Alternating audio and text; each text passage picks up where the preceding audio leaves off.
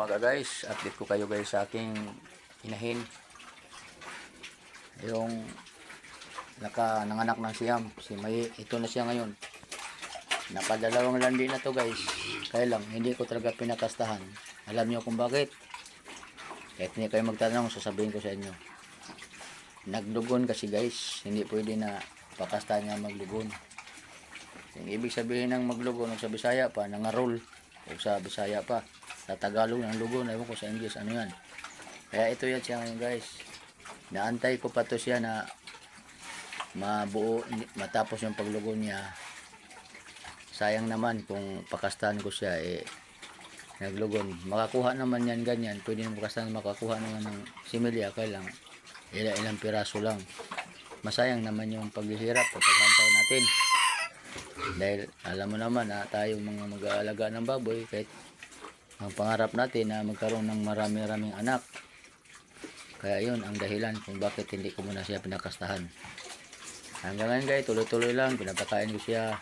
Tapos hindi masyadong pinapakain ng marami dahil para umimpis ang katawan, para magkaroon siya ng maraming bibi.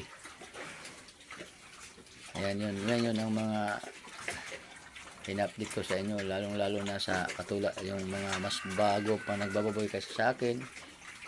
Kasi kami, nakakuha lang kami ng experience dito lang din sa aming mga kapitbahay. Kaya hanggang ngayon, sa awa ng Diyos, medyo may alam na rin tayo sa pagpalaga ng baboy. Yan na guys, ang mga kaganapan dito ngayon sa araw na ito, araw ng Sabado, December 30 na. Dito kami ngayon, nagpapakain kami sa kami dalawa ng misis. Medyo madungis sila ngayon guys kasi maaga pa, hindi pa tayo mapapaligo. Kailangan tayo natin na bago ipapaliguan ang mga ito ay medyo mainit na.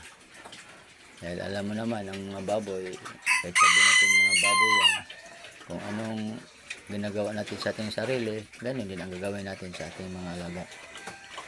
Konting ingat lang, ingat-ingatan natin sila para hindi sila magkaroon ng problema sa kalusugan.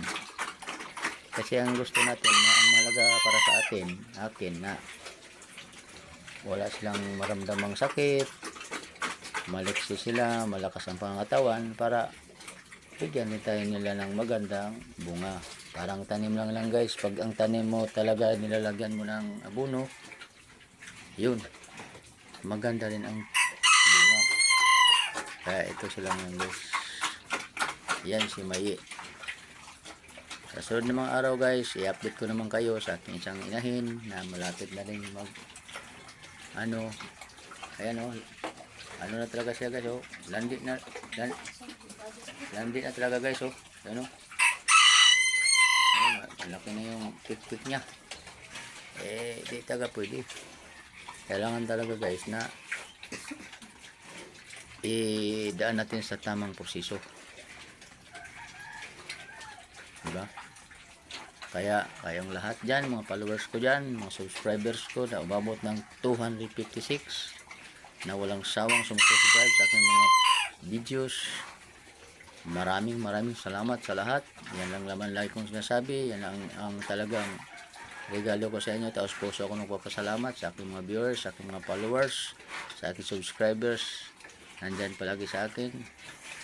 Tsaka advance Merry Christmas at manigong bagong taon. Happy New Year sa lahat. Sana malakas tayo, bigyan tayo ng magandang darating na bagong taon, magandang buhay, malusog pangangatawan at masaya ang buong pamilya. Ayun lang sa atin guys, magandang umagang muli. Bye bye na, good morning.